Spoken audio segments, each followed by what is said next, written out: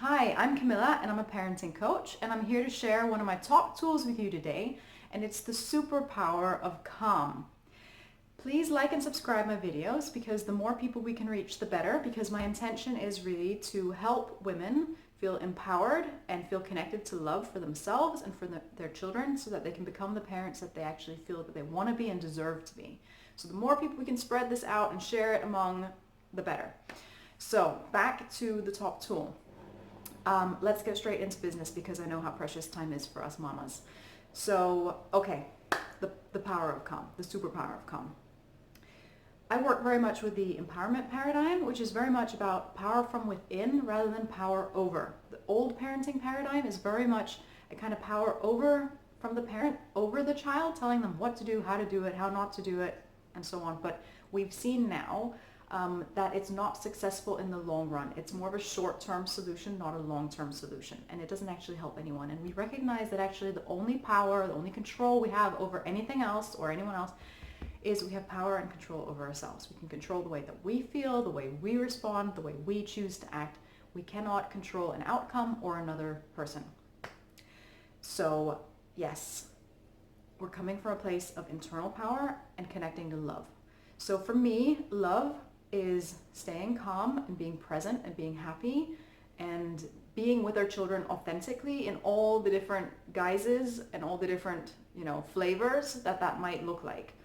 But really, if we want to be coming from a place of love, we want to be coming from a calm place and not a place where we're shouting at them all the time. I think there's something about that little critic inside our head that whispers all this negative stuff to us, like we're not good enough, or we're a bad parent, or we're not a good enough parent, or all that kind of stuff, all that doubt, all that negative self-talk. Where does that come from? That comes from childhood, a lot of it. And that's because it's stuff we've heard and internalized. So what do we want to be passing on to our children? Do we want to be passing on this nagging, critical voice, this shouting, negative voice? Or do we want to be coming constantly from a place of love? Because ultimately, we love our children unconditionally.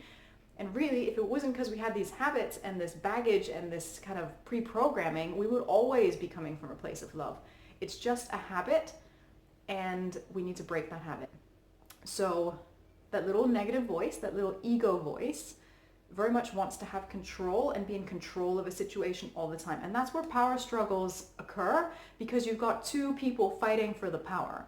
But actually, if you just come from a place of power from within and accept that actually you cannot control the outcome, all you can do is control how you feel, you're coming from like a whole different place right from the off. So that's what we want to be focusing on. So, power of the calm voice. So, next time you feel that you're going to raise your voice or snap or nag or anything negative, just stop in your tracks. Whatever you need to do, like take a deep breath, count to 10 inside your head, leave the room for a minute, We're role modeling calm for our children so that they're more likely to stay calm as well. But also we're role modeling what is it like to actually, when we're not feeling calm our bodies. So if you need to walk away and come back a minute later because you just need to just collect yourself, that's also really positive learning for your children. So remember your calm voice. Secondly is speak with a smile. It makes such a huge difference to how you're being perceived. You know that you're coming from a place of love. Now you need to show them that so that they can feel that as well. Thirdly, if you're reducing the volume and the pace that you're speaking at, like the more emotional we get, the faster and louder we get as well. If we can keep that at like a calm level, children are more likely to actually listen to us. Because if we're speaking really loudly, they start tuning us out. But if we're speaking softly, they're more likely to almost lean in to hear what we're trying to say to them. Also, I would say the next one as well is walk into the room that you want to be speaking to them in.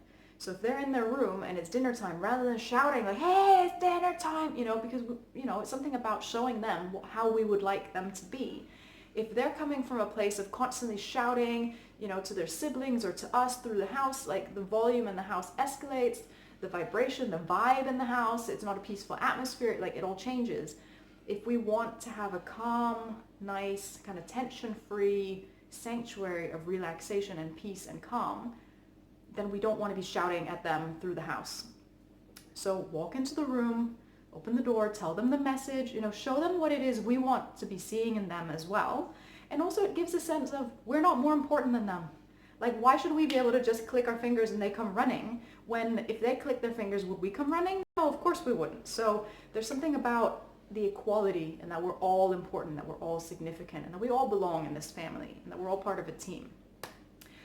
Also think about what kind of energy are you putting out? Like, what vibe are you in? Are you like in a stressed out, crazy place where you're like snapping at the smallest thing? Or are you coming from like quite a calm, peaceful, like you feel quite charged, you know, you feel like recharged, like a battery, not like negatively charged, but like in a positive, you're from a positive, calm place. Your cup is full, so you've got more to give to others. Have you been looking after yourself? Have you had self-care? Or are you coming from like a really stressed out, like ready to snap place? So what we give is what we get. Like attracts like. So there's something about, if we want a calm child, we've got to actually be a calm parent. You know, I think it's very important that I think we very often kind of point fingers outwards and forget that actually when we point a finger outwards, there's three pointing back at us. What are we doing in the situation? What part are we playing? Also then, we have to recognize that it's a habit. So we need to repetition, you know, we need to repeat it until suddenly it just clicks. It becomes the new normal. It becomes routine. It becomes the way things are. So we need to recognize that we need to break the habits that we might have in place right now. So how do we do that? We can remind ourselves.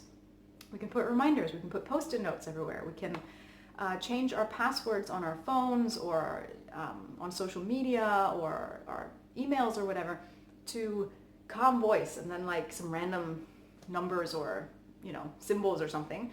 And then untick the thing that remembers your password for you, so that every time you have to type in calm voice, or I'm using my calm voice, or I am calm today, or I'm a calm parent, or whatever. Just like there's something about reminding yourself several times a day, or set reminders on your phone. Just do something so that you're constantly in that place of thinking about, why am I doing this? I'm doing this because I want to come from a place of calm, from a place of love. I don't want to just be reliving my programs. I don't want to just be coming from a place of ego and trying to control the situation and trying to control the outcome. I want to just feel empowered from within. And once you've done all those things, it will become much more natural, and you'll be doing it much more regularly, and it will just be such a different vibe. You know, added bonuses, you could play, because it's all about changing the environment, right? See, changing the environment of the home. So could you play some calming, soothing music? Could you, you know, have some nice smells, like some nice scents or incense or candles, you know, like what makes you feel calm and feel, you know, a sense of tranquility and pleasure and relaxation? What works for you? Ask your children what works for them. Make it a joint thing. Tell them, I want to create a calm environment. I want us to be really connected to one another. I'm really working on this. Mommy's really trying hard. So that they can see that you know, that it's okay to show weakness, that it's okay to want to improve yourself, and that you really are trying, and that you're human, and that you're authentic, and that it's not this kind of crazy perfectionist household where you can never live up to these standards, but that you're actually human, doing your thing, playing your part. Anyway, let me know what you think. It really is quite a powerful tool. It's super overlooked because people don't think about what they are doing, like what part they're playing. They're always thinking about what the children are doing. But give it a try. Let me know in the comments what you thought. And if you want to check out my my program that I run for empowering women to become the parents and the mothers that they really want to be, have a little look below. There's some information. And please remember to like and subscribe, and feel free to share with anyone else that you think could benefit from this. Okay, thanks. See you next week. Bye.